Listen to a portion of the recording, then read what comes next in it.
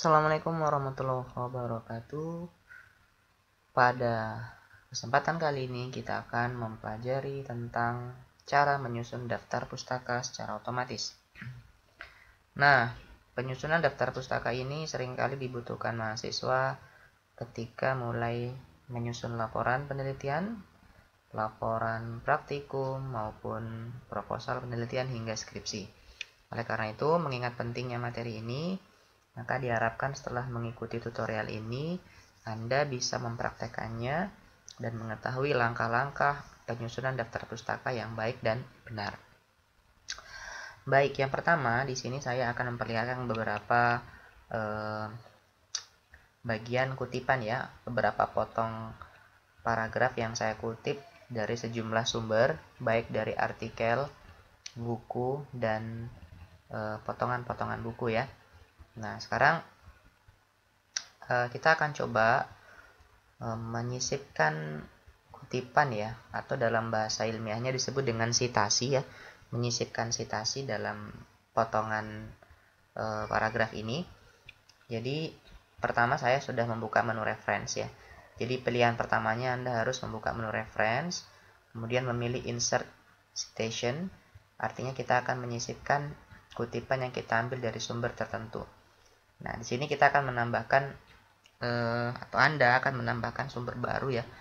Nah, sumber baru sebagai langkah untuk membuka jendela kerja create search, atau di sini kita diminta untuk membuat atau menuliskan sumber ya. Nah, di sini ada banyak pilihan ya. Ada buku, ada bagian-bagian buku atau book section ya.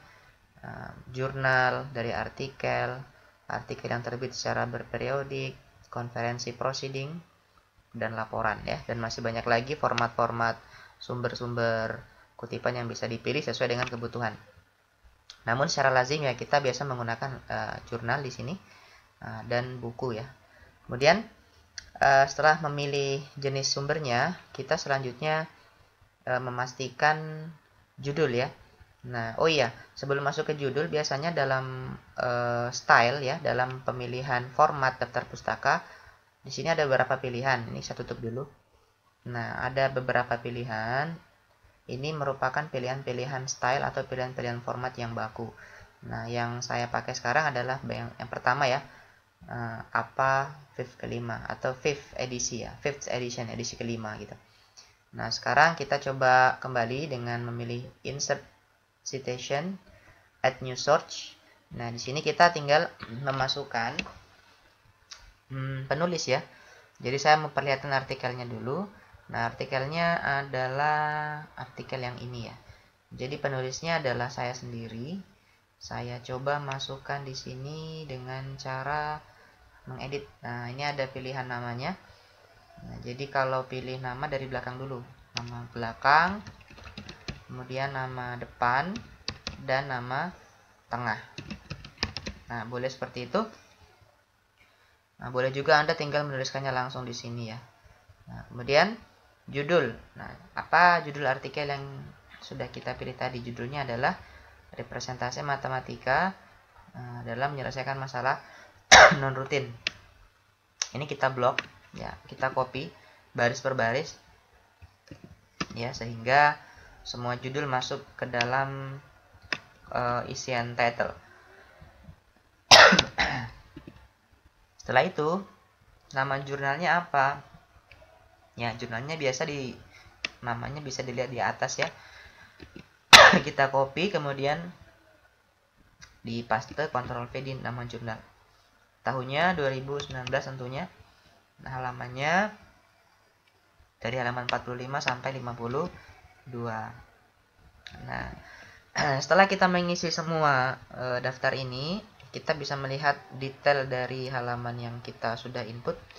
Biasanya kalau di jurnal itu kita harus memasukkan volume ya, volume keberapa jurnal itu terbit dan nomornya atau isunya.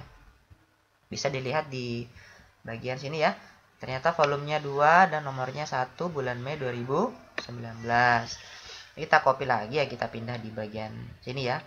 Di volumenya, kemudian nomornya ini kita pindah, kita hapus di sebelah sini. Nah, kita pindahkan situ ya. Oke. Dan selebihnya ini adalah opsional atau pilihan sesuai dengan kebutuhan pengutipan Anda. Jadi terasa ini ya, banyak sekali yang mau diisi ya sesuai kebutuhan. Nah, kalau saya sudah cukup untuk ini, baru kita pilih OK. Dan di sini ada muncul ya. Nah, ini muncul judulnya ikut muncul juga. Nah, ini untuk menghilangkan bentuk judul ya. yang kita mau kan hanya nama dengan tahun ya. Nanti kita bisa memilih anak panah yang paling bawah ini. Nah, di sini ada pilihan ya. Kita pilih mengedit citasi atau mengedit kutipan kita dengan cara memilih atau kita pilih menghilangkan judulnya ya. Sehingga langkah terakhirnya adalah OK. Nah, di sini sudah muncul Pasandaran 2019. Nah, ini menunjukkan kutipan kita sudah masuk ke dalam citasi ya. Citasi kita sudah masuk ke dalam nanti draft daftar pustakanya. Kemudian untuk yang bagian kedua, di bagian bawah ini adalah kutipan yang saya ambil dari artikel. Nah, namun artikelnya berbeda ya. Berbeda di mana? Berbedanya di sini penulisnya ada dua ya. Nah, penulisnya tidak tunggal, ada dua. Jadi kita akan menginputnya dengan cara yang sedikit ya berbeda dengan yang pertama tadi. Nah, yang pertama pastikan kursornya sudah ditempatkan di akhir kalimat ya, kalimat paling terakhir. Kemudian kita pilih dengan cara yang sama ya. Nah, seperti itu. Nah, saya pilih jurnal artikel atau seminar. Kita lihat dulu. Ternyata dari seminar ya, proceeding seminar. Berarti kita memilih di sini yang berbentuk conference proceeding ya. Nah, seperti itu. Nah, sekarang kita tulis penulisnya dulu dengan cara memilih menu edit ya. Di sini sama ya, Pasandaran. Kemudian nah, seperti itu. Dan penulis kedua adalah Patmaniar. Kita pilih nama karena cuma satu suku kata ya. Nah, kita pilih saja di sini sebagai nama depan sekaligus nama terakhirnya. Oke, setelah masuk kita pilih judul. Judulnya apa? Judulnya ada 2 baris, jadi ini harus di copy baris per baris ya. Karena kapasitas kata dalam judul ya lumayan panjang. Jadi kita harus mengcopy dan memindahkannya ke kolom ini 2 kali gitu. Nah, di halaman ya, halamannya kita bisa lihat ya. Dari halaman pertama itu ada di 783 ya, 783. Kemudian berakhir di halaman 791. Jadi kita ketik 783 dan 791. Kemudian tahunnya tentu 2016 ya.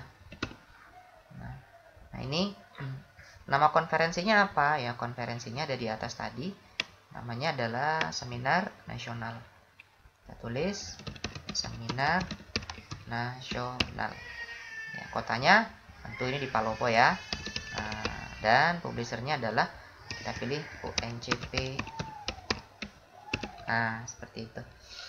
Boleh melihat secara detail yang ada di bagian show. Kita lihat apa yang belum terisi ya, sesuai dengan kebutuhan saja. Ya, volumenya kita lihat volume berapa? Volume 2 nomor 1 ya.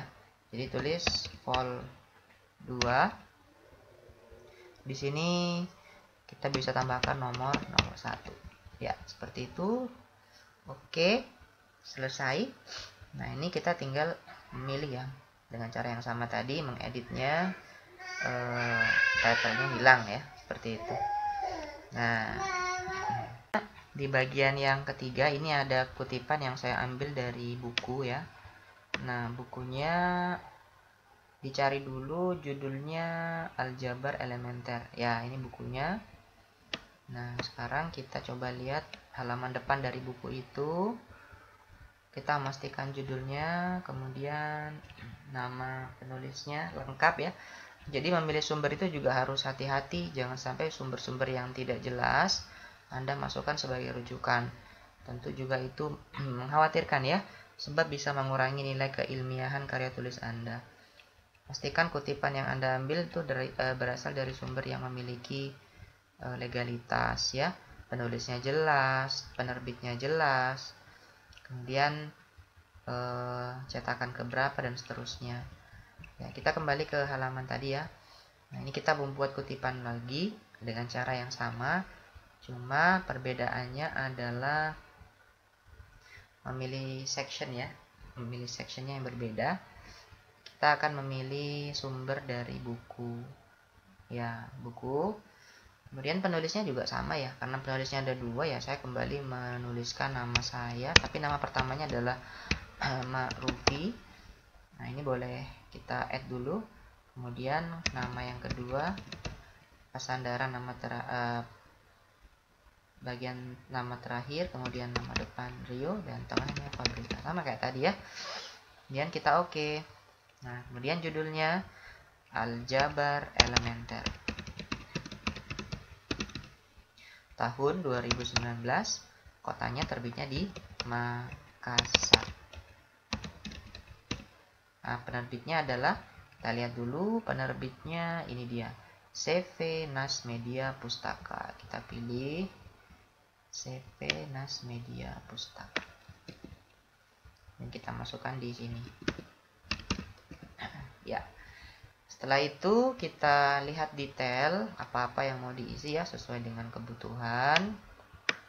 Ya, ini banyak ya yang harus diisi. Ya, cuma bergantung sih. Yang pokok, yang penting sudah ada judul, sudah ada tahun terbit, penerbitnya sudah cukup lah ya. Nah, sekarang kita sudah bisa melihat muncul nama Ma'rufi dan Pasandaran di sebelah pojok kanan ya dari kutipan. Nah, ini sudah, citasi kita sudah masuk berarti ya. Nah, kemudian yang terakhir, ini dari blog ya.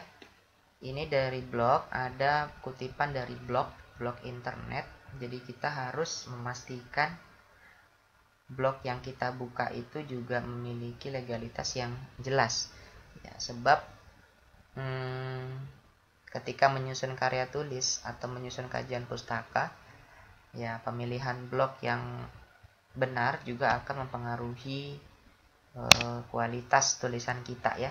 Tidak semua blog itu memiliki penulis atau memiliki riwayat author yang kompeten sesuai dengan bidangnya.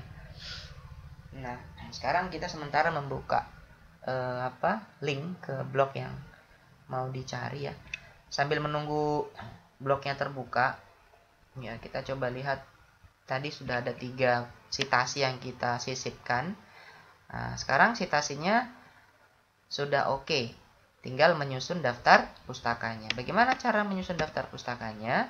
Caranya adalah, tadi kan di menu reference itu ada beberapa pilihan ya. Kita pilih yang manage search. Kita pilih, lihat ya, ada manage search. Nah, inilah cita-cita yang sudah kita masukkan tadi ya. Ada pertama, ada kedua, 3, dan keempat. Tadi saya mencoba 1, tapi saya belum saya hapus. Jadi ini saya hapus dulu yang salah satu supaya tidak membingungkan ya. Nah, jadi tinggal 3 ya. Nah, tinggal 3 citasi kita. Kemudian dari citasi ini kita akan coba buatkan daftar pustakanya ya. Nah, dengan cara memilih bibliografi dan memilih insert bibliografi. Boleh juga yang bibliografi atau worksite, boleh lah. Kita pilih insert ya. Lihat apa yang muncul di sana. Nah, sudah muncul sendiri ya, susunan-susunannya sudah sesuai dengan standar apa. Kemudian sudah sesuai dengan abjad juga ya, jadi tidak perlu lagi menulis secara manual ya, tinggal kita biasa mau edit fontnya berapa, kemudian menggunakan ukuran berapa ya, fontnya secara lazim sih Times New Roman saja ya. Kemudian rata kiri kanannya, kemudian pemilihan spasi ya, saya pikir itu sudah bisa diedit sendiri. Nah, seperti ini kalau daftar pustaka yang disusun menggunakan Microsoft Word dengan menu reference. Nah, sekarang kita coba untuk melihat kembali yang bagaimana sih kalau membuat sitasi dari blog ya. Nah, untuk penyisipan sitasi yang bersumber dari website ya, sebenarnya sama saja dengan yang sebelum-sebelumnya. Cuma kita ingin mengubah tipe sumber kutipan kita menjadi website ya. Nah, dengan memilih website, ini sudah muncul beberapa isian yang harus kita lengkapi. Dimulai dari penulisnya. Jadi blog itu penulisnya harus jelas ya. Di sini ada contoh blog. Nah, di sini blog itu dimiliki oleh, kita bisa lihat identitas penulisnya. Nah, namanya adalah Muhammad Zainal Abidin. Nah, ini kita bisa copy, ini profilnya ada di sini semua ya. Nah, di sini profilnya lengkap. Kemudian bagaimana sih karirnya dan seterusnya. Yang penting namanya jelas dulu lah. Kita pindahkan ya, kita copy. Nah, Muhammad Zainal Abidin. Kemudian nama halamannya apa? Halaman yang sumber kutipan tadi kita ambil ya. Nah, kita back. Ternyata yang kita kutip tadi adalah halaman yang berjudul tentang adab berhutang ya. Nah, kita tulis adab berhutang. Nah, kemudian nama websitenya apa? Nah, ternyata ini ada di atas, Muhammad Zainal Abidin personal blog ya, masbit.com. Ya, kita tulis masbit.com. Ya, tahunnya tentu tahun 2020. Bulannya kita lihat tulisan ini dibuat tanggal berapa, tahun berapa, bulan berapa. 31 Agustus 2020. Berarti bulannya adalah bulan Agustus. Kemudian tanggalnya 31. Nah, tahun kita akses ya tahun 2020. Bulan kita akses ya sekarang bulan berapa? Bulan Oktober. Kemudian tanggalnya tanggal 4 ya, misalkan tanggal 4 gitu. Nah, URL-nya adalah link yang bisa menghubungkan kita dengan blog itu. Kita bisa ambil di atas ya. Ini kita blog, kita copy. Kemudian bisa dipaste di bagian URL. Nah, ini kita coba lihat dulu show totalnya kayak apa. Nah, sudah lengkap lah ya. Cukuplah isian-isian pentingnya yang jelas sudah terisi. Kalau Anda mau menambahkan keterangan lain juga boleh. Nah, dengan sendirinya otomatis sudah muncul Abidin 2020 ya. Ini citasinya sudah jadi. Nah, jika sudah muncul nama penulis dan tahunnya, berarti citasi kita sudah jadi. Sekarang tinggal menyusun daftar pustakanya. Nah, sudah ada 4 ya. Ada 4 citasi yang kita lakukan. Pertama tadi dari artikel yang penulisnya tunggal. Kemudian ini dari artikel yang penulisnya lebih dari 1 orang. Kemudian ini yang dari buku dengan penulis lebih dari 1 orang. Dan ini dari blog atau dari website. Kemudian tinggal kita buat daftar pustakanya dengan memilih bibliografi. Kemudian kita pilih insert bibliografi. Nah, di sini sudah kelihatan ya, ada 4 sumber yang sudah masuk. Dan ini semua sudah masuk ke dalam daftar pustaka secara otomatis. Tinggal kita mau edit sesuai dengan aturan atau gaya selingkung penulisan ya, menggunakan Times New Roman font 12 seperti itu. Nah, begitulah penyusunan daftar pustaka yang sesuai dengan standar APA edisi kelima. Dan mudah-mudahan setelah melihat tutorial ini Anda bisa mempraktekannya sendiri ya. Terima kasih. Assalamualaikum warahmatullahi wabarakatuh.